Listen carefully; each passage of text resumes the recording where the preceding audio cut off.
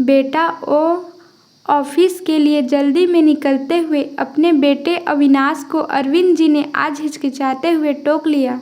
हाँ पापा बोलिए, कुछ चाहिए क्या? वो मेरे जूते थोड़े फट गए हैं। अरे पापा तो नए ले आओ। मानसी, अपनी पत्नी को आवाज़ लगाते हुए अविनाश बोला, जरा देख लेना पापा को क्या चाहिए, तुम ला देना, अभी मुझे देर हो रही है। कहकर अविनाश जल्दी में घर से निकल गया। अविनाश के घर से निकलते ही मानसी ने कड़ी नज़रों से अपने ससुर की तरफ देखा। आपको इतना भी नहीं पता कि घर से बाहर जाते हुए किसी को टोकना नहीं चाहिए? क्या हो गया है आपके जूतों को? सारा दिन तो घर में पड़े रहते हैं, फिर भी नए जूते चाहिए। बेटा बेचारा सारा दिन अपने हाथ पेलता रहता है और इधर इनकी फिजूल खर्ची। अरविंद जी बिल्कुल छोटे बच्चे की तरह अपनी बहू की डांट खाकर चुप रह गए। इतना बखेड़ा होने के बाद भी अरविंद जी के लिए जूते तो नहीं आए और न ही अविनाश ने इस ओर ध्यान दिया, क्योंकि उसे अपनी पत्नी पर अंधविश्वास था कि वो उसके पिता का बहुत ध्यान रखती हैं। ऐसा हो भी क्यों ना, क्योंकि जब तक अविनाश घर में रहता था मानसी अपने ससुर के साथ बहुत अच्छा व्यवहार करती थी। अविनाश को दिखा दिखा कर अपने ससुर के लिए चाय नाश्ता बनाती थी। इसी विश्वास में आकर ही घर की सारी बागडोर अविनाश ने अपनी पत्नी के हाथ में सौंप रखी थी। उसके खुद के पास तो इतना समय भी नहीं था कि 10 मिनट अपने पिता के पास बैठकर उनसे बात कर ले। वो मानसी के दोहरे चेहरे से अनभिज्ञ ही था।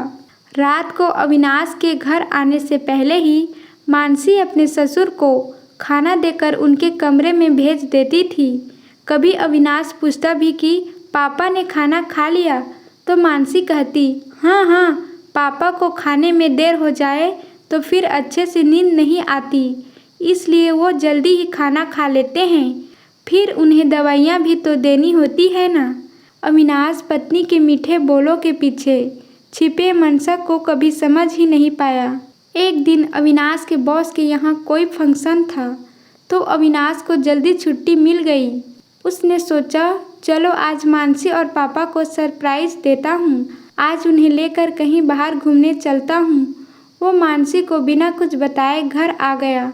मानसी की तेज आवाज़ सुनकर उसके पैर ठिठक गए। मानसी जोर जोर से चिल्ला रही थी, आपको कुछ सुनाई नहीं देता क्या? जो बना है जल्दी से खा लो। बेटे के आगे ज़्यादा नौटंकी दिखाने की ज़रूरत नहीं है। कभी रोटी कड़ी है तो कभी सब्जी में मिर्च है। यह कोई होटल नहीं है, घर है। खाना बनाने में मेहनत लगती है। पत्नी के बोल सुनकर अविनाश को बहुत गुस्सा आ रहा था, लेकिन उसने उस वक्त अपने गुस्से को पी लिया। खिड़की से अंदर झांक कर देखा, अरविंद जी की प्लेट में 2 सूखी रोटी और एक कटोरी में सब्जी रखी थी। अरविंद जी बार बार अपनी आंखें पोंछ रहे थे। शायद उन्हें मिर्च लग रही थी, जिस कारण उन्होंने मानसी से कह दिया कि सब्जी में बहुत मिर्च है। थोड़ी देर बाहर ही टहलने के बाद अविनाश घर वापस आया। देखा तो पापा अपनी थाली उठाकर रसोई में रख रहे थे। अचानक से अविनाश को देखकर मानसी सकपका गई। अरे आज आप इतनी जल्दी आ गए? हाँ, वो ऑफिस में काम नहीं था तो आ गया। बहुत भूख लगी है, जल्दी से खाना लगा दो। पापा आपने खाना खा लिया? अपने पिता की ओर देखते हुए अविनाश ने पूछा। अरविंद जी का मुंह थोड़ी देर पहले बहू की झिड़की सुनकर उतरा हुआ था। वो कुछ बोलते उससे पहले ही मानसी बोल पड़ी, हाँ हाँ, पापा जी ने तो अभी खाना खाया है, मैं उनके लिए बस दूध बना रही थी। पापा जी आप कमरे में जाइए, मैं दूध लेकर आती हूँ, और आप हाथ धोकर बैठिए, मैं खाना लगाती हूँ। कहकर मानसी फटाफट अविनाश की थाली लगाने लगी। 2 सब्जियाँ, सलाद, अचार और गर्म गर्म फुलके रखकर मानसी ने अविनाश की थाली लगा दी। अविनाश ने एक प्लेट में 2 रोटी और थोड़ी सी सब्जी निकाली और खाने लगा। मानसी अचकचाते हुए बोली, ये आप कैसे खाना खा रहे हैं? अरे इतना कुछ लाई हूँ तो अच्छे से खाते क्यों नहीं? मैं तो देख रहा था कि मेरे पापा रोज़ कैसा खाना खाते हैं, जो तुम उन्हें मेरे आने से पहले बड़े प्यार से खिला रही थी। अविनाश की बात सुनकर मानसी को काटो तो खून नहीं, जी जी, वो मानसी हकलाने लगी। अविनाश लाल आंखों से मानसी को देख रहा था। अब बस करो मानसी, मैंने तुझ पे विश्वास किया और तुम मेरे पापा के साथ ऐसा व्यवहार करती हो। अरे आज मैं जो कुछ भी हूँ उन्हीं के बदौलत हूँ।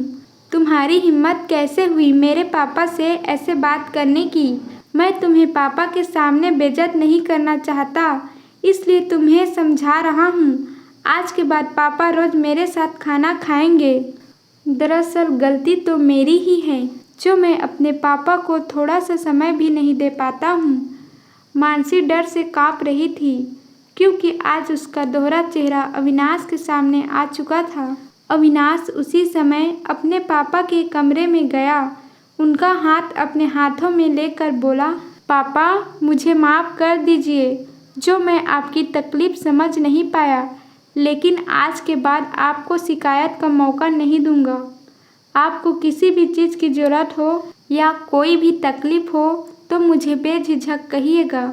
और हाँ, आज के बाद दोनों बाप बेटा एक साथ खाना खाएंगे।